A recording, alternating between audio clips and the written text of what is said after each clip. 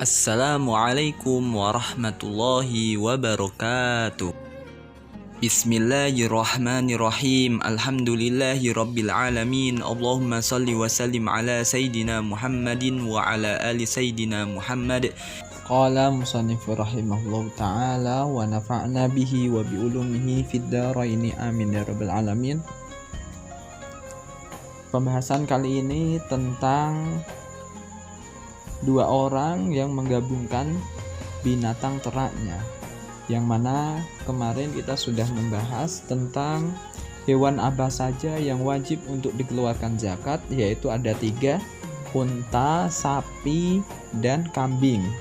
Adapun kerbau itu masuk jenis sapi. Nah, kemudian kita baca faslun ayyhada fasl. Wal khalitani, adapun dua orang yang menggabungkan hewan ternaknya. Adapun dua orang yang menggabungkan hewan ternaknya, yuzakkiyani, mereka mengeluarkan zakat. Mereka mengeluarkan zakat al-wahidi, dengan zakat satu orang. Dengan zakat satu orang. Bisa ba'i syara'ita, dengan 7 syarat.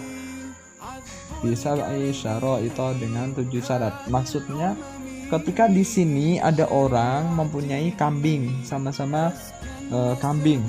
Misal mempunyai kambing 40. Habis itu digabungkan. Aslinya masing-masing dari mereka itu mengeluarkan satu kambing. Berhubung ini dikumpulkan, nanti cukup mengeluarkan satu saja untuk dua kambing tersebut, untuk milik dua orang tersebut. Yang asalnya ketika dia tidak menggabungkan, otomatis masing-masing mengeluarkan satu, berarti yang dikeluarkan dua. Nah, ketika digabung cukup mengeluarkan satu kambing saja. Nah, hal tersebut itu harus memenuhi 7 syarat. Yang pertama, idza kana al-murahu, apabila kandangnya wahidun 1. Apabila kandangnya wahidun 1. Wal masrahu, dan tempat istirahatnya wahidun 1. Wal mar'a, dan tempat mengembalanya wahidun 1. Kemudian wal fahlu, dan pejantannya wahidun 1. Wal masyrabu, dan tempat minumnya wahidun 1. Wal halibu, dan orang yang memerah susu. Kambing itu kan susunya bisa diperas ya. Orang yang memerah susu ini wahidun 1. Wa maudi'ul halbi, dan tempat susunya atau tempat memerah susu atau tempat memerah susunya wahidun 1. Nah, di sini adalah syarat daripada binatang ternak ketika dijadikan satu, yang asalnya pemiliknya itu 2 orang, habis itu digabungkan kerjasama menjadi satu. Nah, itu syaratnya ada 7. Yang pertama berarti kandang, entah itu tempat untuk bermain, tempat istirahat, dan tempat mengembala, pejantannya, dan tempat minum, dan orang yang memerah susu di situ harus 1. Begitu pula tempat memerah susunya itu juga harus 1. Apabila kok nanti semisal ini milik si A, ini milik si B, kok masih dipisah, dalam artian 7 tersebut itu masih masing-masing, berarti nggak boleh untuk mengeluarkan zakat satu aja, harus masing-masing mengeluarkan zakat. Nah, apabila memenuhi persyaratan ini, berarti cukup mengeluarkan satu saja. Kemudian faslun wa nisabudz dzahabi, adapun nisab emas. Adapun nisab emas, nisab itu kemarin sudah saya jelaskan, yaitu nominal batasan angka yang wajib untuk dikeluarkan zakat, ini namanya nisab. Aisyaruna 20 miskolan, miskol 20 miskol, 20 miskol. Wafihi, dan dalam 20 miskol rubu'ul usyur, wajib mengeluarkan 1/4/10-nya, wajib mengeluarkan 1/4/10-nya, 1/4/10. Jadi 10-nya diper-10, habis itu diper 1/4. Wahua, yaitu nisfu miskolin, separuh daripada miskol, separuh daripada miskol. Benar, asalnya tadi kan 20 per 10 berapa? Nah, otomatis 2. Nah, 2 rubuk daripada 2 berarti berarti adalah separuh miskol. Wafi mazada bihasabihi, dan yang selebihnya dengan dihitung dengan kadarnya. Wafi mazada bihasabihi, dan yang selebihnya dihitung dengan kadarnya. Maksudnya ketika kok lebih daripada 20 miskol, berarti nanti tetap dihitung. Artinya tetap dihitung di sini berarti menggunakan persenan. Nah, atau di sini menggunakan 1/4/10. Berbeda halnya dengan binatang ternak. Kalau misal binatang ternak 42, ini kan masih tetap 1 seperti itu kan. Nah, kalau di sini masih tetap dihitung persenannya. Wanisabul waroki, adapun nisab mata uang, mi'ata dirhamin, yaitu 200 dirham. Wafihi, dan dalam 200 dirham berapa yang dikeluarkan? Rubu'ul usyuri, 1/4/10, 1/4/10-nya, yaitu berapa? 1/4/10. Wahuwa, yaitu khamsatu darohima, 5 dirham, 5 dirham. Wafi mazada bihisabihi, dan dalam kadar yang selebihnya dengan dihitung, dan dalam yang selebihnya dengan dihitung atas kadarnya, tetap dihitung semuanya. Berarti apa? Nah, semisal kok lebih, tetap dihitung 1/4/10 daripada jumlah uang atau emas tersebut. Wala tajibu, dan tidak wajib zakat fil huliyi, pada perhiasan al-mubahi, yang dibolehkan. Zakatun mengeluarkan zakat. Dan apabila orang memiliki perhiasan berupa emas atau berupa perak, terlebih di sini emas, sebenarnya yang biasanya dipakai itu emas, yang diperbolehkan, maksudnya yang diperbolehkan berarti untuk perempuan. Nah, ketika perempuan kok memiliki emas kadar 20 miskol, berarti di sini tidak wajib untuk dizakatin apabila perhiasan tersebut dipakainya. Nah, namun apabila kok perhiasan itu milik lelaki, maka lelaki itu tidak diperbolehkan memakai perhiasan. Maka dari itu konsekuensinya dia wajib untuk mengeluarkan zakat. Itu dia wajib mengeluarkan zakat perhiasannya. Begitu pula ketika ada perempuan memiliki perhiasan tidak pernah dipakai, cuma disimpan doang, cuma dibuat tabungan doang, nggak dipakai, itu juga wajib mengeluarkan zakat. Itu, nah, wajib mengeluarkan zakat. Maka dari itu ketika kalian punya perhiasan dipakai, Ketika dipakai berarti tidak wajib zakat. Kalau tidak dipakai berarti dia kaya. Sebabnya apa? Perhiasan tidak dipakai, dibuat simpanan aja, berarti dia kaya. Kalau kaya wajib mengeluarkan zakat. Nah, seperti itu.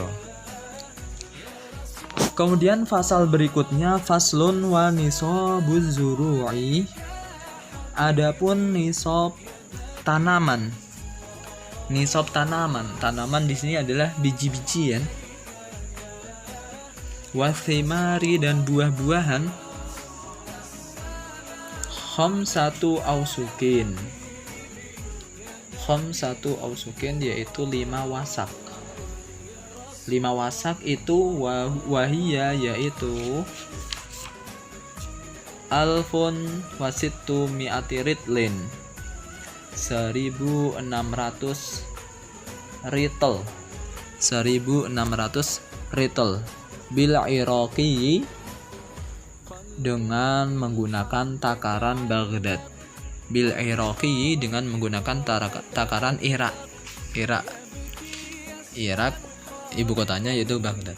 Wa fi mazada dan kadar yang selebihnya bihasabihi tetap dihitung. Dengan tetap dihitung. Wa fiha dan dalam 1600 ritel tersebut ketika sudah mencapai demikian, insukiyat apabila disirami. Insukiyat apabila disirami, apabila tanaman tersebut, buah-buah tersebut disiram bima issamai dengan air hujan. Dengan air hujan. Awis sayhi atau menggunakan aliran sungai al-usyuru wajib mengeluarkan zakat 1/10. Ketika tanaman tersebut kok cuma menggunakan tada hujan atau menggunakan aliran sungai yang otomatis, berarti zakatnya cuma mengeluarkan 1/10 dari hasil 10 dari hasil panennya. Wa in sukiyat dan apabila disiram bidaulabin dengan menggunakan daulab kincir air, bidulabin dengan menggunakan kincir air, au nathin atau desel, maka yang wajib dikeluarkan untuk zakatnya nisful usyuri, separuh 1/10. Berarti 1/2 dari 1/10 dari hasil panen. Berarti bagaimana? Berarti lebih sedikit. Kalau hasil tanaman tersebut itu menggunakan air tada hujan atau air sungai, berarti yang dikeluarkan adalah 1/10.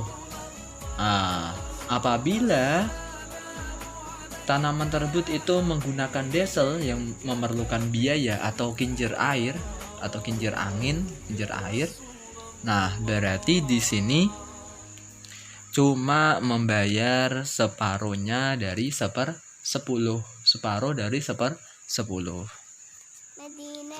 Nah, ini adalah zakat tanaman.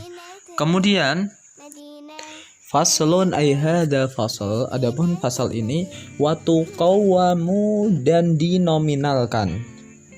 Watu qawamu dan dinominalkan, dikeruskan menjadi mata uang. Urudut tijarati, benda dagangan atau harta dagangan. Inda akhiril hauli, ketika akhir tahun. Bimasturiyat bihi, dengan uang yang dia membelinya. Dengan uang yang dia membelinya. Wa yukhriju dan dia mengeluarkan min dzalika dari harta dagangan rubu'ul usyuri 1/4/10. Jadi ketika orang itu dagang kok sudah sampai setahun, nah di akhir tahun dia harus bisa menominalkan harta dagangannya. Nah, semisal dia dagang apa saja di tokonya itu, habis itu apa? Dikalkulasi menjadi uang, kok sudah mencapai seharga emas yang di depan tadi, yaitu isruna misqal, berarti dia wajib mengeluarkan zakat, yang mana yang dikeluarkan cukup 1/4 dari 1/10 harta tersebut. Wa mastakhraja min ma'dani dhahabi, adapun sesuatu yang keluar dari pertambangan emas, maksudnya ketika ada orang memiliki tambang emas, kok memiliki hasil, maksudnya apa? Dia menemukan emasnya, wal fiddati, dan perak, begitu pula perak, yukhraju minhu, dikeluarkan dari tambang tersebut, dikeluarkan zakatnya, dikeluarkan zakat dari tambang tersebut, rubu'ul usyuri, 1/4/10nya harus dikeluarkan zakat fil hali seketika itu. Ketika orang punya pertambangan, tambang di sini cuma emas dan perak, selain itu tidak. Semisal tambang minyak, tambang batu bara, tambang apa, tidak ada zakatnya. Yang untuk zakat, untuk dizakati itu emas sama perak. Nah, ketika hasil emas dan perak ini dari tambang tersebut itu semisal sampai nisab atau tidak, seberapa dapatnya, berarti wajib untuk dikeluarkan zakat, yaitu nominalnya 1/4/10. Nah, seperti itu.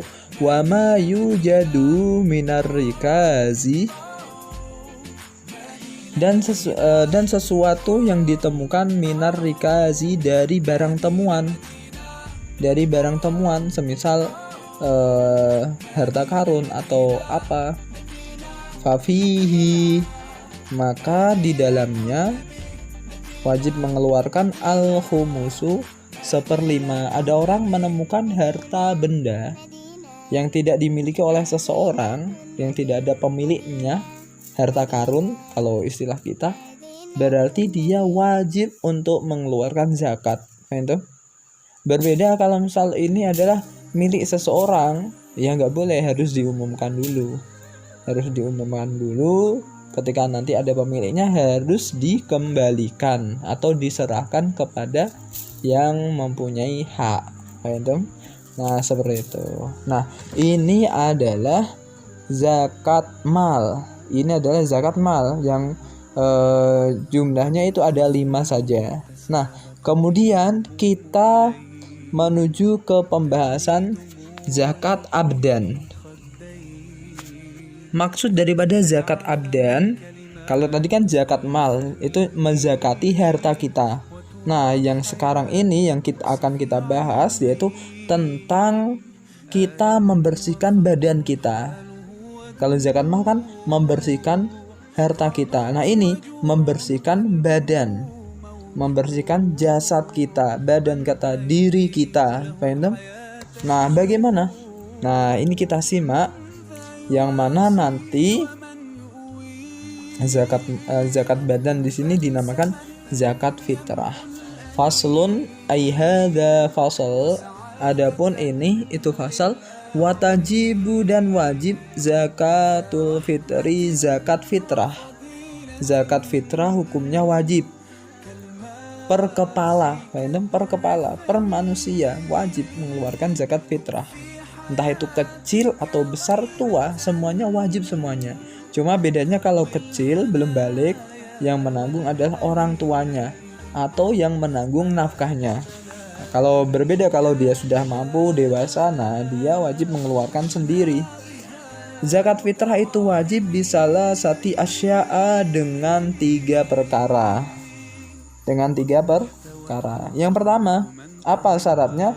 Al-islamu Islam, wa bi ghurubi syamsi min akhiri yaumin,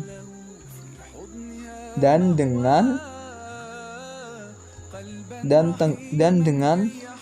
terbenamnya matahari dari hari terakhir, dan dengan terbenamnya matahari dari hari terakhir min syahri Ramadan, dari bulan Ramadan. Ketika akhir bulan Ramadan kok matahari sudah tenggelam, sudah terbenam, maksudnya memasuki waktu maghrib.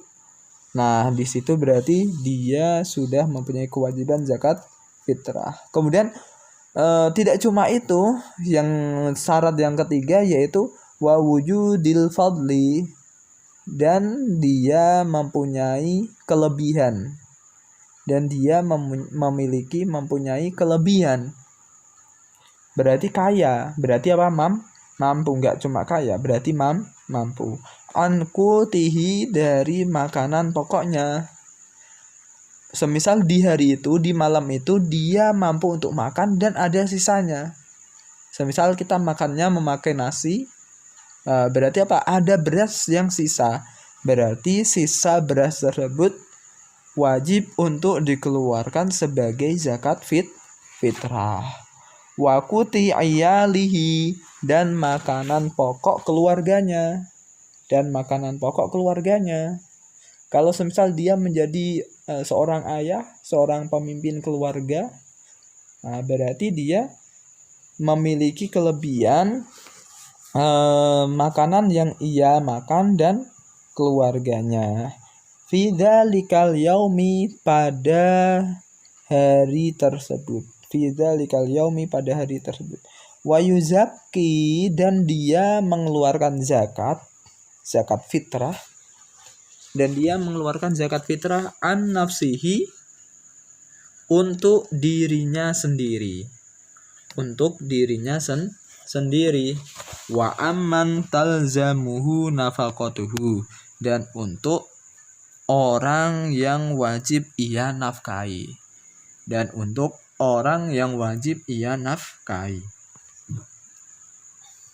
minal muslimina, dari orang muslim. Kalau misal keluarganya itu ada yang non muslim, naudzubillah, berarti di situ dia tidak wajib untuk mengeluarkan zakat. Sebenarnya orang kafir itu tidak wajib zakat. Yang dikeluarkan berapa? So'an satu so'. Kalau menurut takaran kita, satu so' itu ya kurang lebihnya 2,5 kilo. 2,5 kilo on. 2,5 kilo. Atau kalau mau diglobalkan 3 kilo. Min kuti baladi, dari makanan pokok negaranya. Kalau kita di negara kita Indonesia makanannya beras, berarti ya beras. Nah, seperti itu. Kalau semisal di luar Jawa sana ada yang makanannya sagu, berarti orang sana ya mengeluarkan berbentuk sagu. Wa qadruhu, adapun kadarnya, kadar satu sa' itu berapa?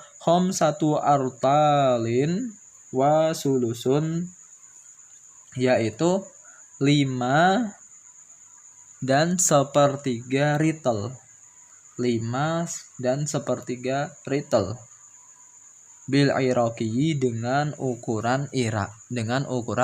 Kalau menurut kita di negara kita, kalau memakai liter berarti apa? 2,5 kilo. Nah, seperti itu. Kemudian pasal yang terakhir dari bab zakat di sini, yaitu ketika kita mempunyai kewajiban zakat, baik berupa zakat harta maupun zakat badan, berarti di sini yang kita wajib ketahui untuk siapa dan kepada siapa kita memberikan zakat. Yaitu untuk siapa zakat ini? Nah, maka dari itu ini faslun aihada fasal wa tudfa'u, dan diberikan az-zakatu zakat. Zakat tersebut diberikan ilal asnafi atsamaniyati, kepada 8 golongan. Kepada 8 golongan. Siapa mereka? Alladzi dzakarahumullahu ta'ala. Mereka adalah yang telah disebutkan Allah Subhanahu wa taala fi kitabil aziz, dalam kitab Al-Qur'annya yang mulia, dalam kitab Al-Qur'an Al-Azizi yang mulia. Fi qaulihi ta'ala, dalam firman Allah Ta'ala, innamas shadaqatu lil fuqara'i wal masakin. Al-ayah, innamas shadaqatu, sesungguhnya sedekah atau zakat maksudnya. Innamas shadaqatu, sesungguhnya zakat, lil fuqara'i, itu untuk orang-orang fakir. Pertama. Kemudian yang kedua, wal masakini, dan orang miskin. Yang ketiga, wal amilina, dan amil zakat, wal amilina alaiha, dan amil zakat, yaitu perangkat yang diangkat oleh pemerintah guna untuk menyalurkan zakat. Ini namanya amil. Kemudian yang keempat, wal mu'allafati qulubuhum, orang mu'alaf. Wal mu'allafati qulubuhum, orang mu'alaf, orang yang hatinya masih lemah. Dikarenakan apa? Dikarenakan dia baru masuk Islam. Nah, asalnya dari non muslim menjadi masuk Islam. Wa fir riqabi, dan untuk budak atau hamba sahaya. Nah, yang kelima ini untuk budak. Kemudian yang keenam, wal gharimina, dan orang yang hutang. Orang yang hutang juga bisa diberikan zakat. Kemudian yang ketujuh, wa fi sabilillahi, dan orang yang berjuang di jalan Allah. Orang yang berjuang di jalan Allah, seperti orang yang berperang, jihad fi sabilillah. Kemudian wa banis sabil, dan ibnu sabil, orang yang bepergian, masih dalam bepergian, kemudian dia kok kehabisan uang atau tidak punya bekal, berarti dia bisa untuk menerima zakat. Nah, wa ila man yujadu minhum, dan untuk seseorang yang ditemukan dari mereka. Wa ila man yujadu minhum, dan kepada atau untuk seseorang yang ditemukan dari mereka. Wala yaqtasiru, dan dia tidak boleh meringkas, memberikan hanya ala aqalla, atas minimal atau atas yang lebih sedikit, min salasatin, dari 3 orang atau 3 kelompok, min kulli sinfin, dari masing-masing kelompok, illal amila, kecuali amil. Ketika orang kepingin memberikan zakat, tidak boleh memberikan zakat cuma untuk 1 orang saja, atau cuma untuk 1 kelompok saja dari 8 kelompok tersebut, yaitu fakir, miskin, amil, mu'allaf, kemudian budak, gharim, kemudian ibnu sabil, dan sabilillah. Jadi yang jumlahnya 8 itu nggak boleh orang tersebut memberikan zakat hanya untuk 1 orang atau 1 kelompok saja. Itu nggak boleh. Nah, boleh dia meringkas memberikan zakatnya itu untuk semisal untuk amil saja. Nah, amilnya 1. Nah, orang memberikan ke amil saja. Berarti apa, boleh. Nah, itu 8 kelompok yang boleh untuk dikasih zakat. Kemudian ada kelompok juga yang tidak boleh untuk menerima zakat. Siapa mereka? Wa khamsatun, adapun 5 golongan. La yajuzu daf'u ilaihim, tidak boleh memberikan zakat kepada mereka. Tidak boleh memberikan zakat kepada 5 golongan tersebut. Siapa mereka? Al-ghaniyu, orang kaya, bimalin au kasbin, sebab mempunyai harta atau pekerjaan. Orang kaya, kayanya dengan apa? Semisal harta. Atau dia nggak punya harta tapi punya pekerjaan banyak yang mana menghasilkan uang juga. Ini juga tidak boleh untuk diberikan zakat. Wal abadu, dan hamba sahaya, seorang budak. Budak tidak boleh. Ustaz, tadi katanya boleh fi rikob. Rikob di situ itu dinamakan budak mukatab, budak yang mau merdeka dengan apa? Dengan akad cicilan maksudnya. Paham?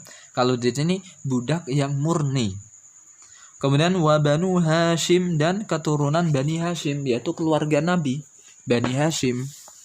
Wa banul Muttalibi, dan Bani Muttalib. Begitu juga Bani Muttalib. Bani Muttalib juga masih keluarga Nabi. Kemudian yang terakhir wal kafiru, dan orang kafir. Wal kafiru, dan orang kafir. Berarti di sini 5 golongan di sini tidak boleh untuk menerima zakat. 1 orang kaya, hamba sahaya, kemudian Bani Hashim, Bani Muttalib, dan terakhir orang kafir. Kenapa keluarga Nabi tidak boleh untuk diberikan zakat? Sebabnya keluarga Nabi adalah keluarga yang suci. Sedangkan zakat itu adalah pembersih daripada harta maupun diri kita. Seolah-olah zakat itu adalah sebuah kotoran, seolah-olah. Maka dari itu orang yang suci seperti keluarga Nabi tidak bisa kita beri zakat. Nah, seperti itu. Wa man talzamu al-muzakki nafaqatuhu. Adapun orang yang wajib ditanggung oleh orang yang mengeluarkan zakat nafkahnya. Adapun orang yang nafkahnya ditanggung oleh orang yang mengeluarkan zakat, la yadfa'uha ilaihim, maka dia tidak boleh memberikan mereka bismil fuqara'i, dengan nama fakir, wal masakini, dan miskin. Orang yang wajib menanggung nafkah seseorang yang wajib ia tanggung nafkahnya, maka orang yang mengeluarkan zakat ini tidak boleh memberikan zakatnya kepada orang yang ia tanggung nafkahnya. Contohnya, seorang orang tua kaya raya, dia wajib zakat. Tidak boleh dia mengeluarkan zakat untuk anaknya yang wajib ia nafkahi.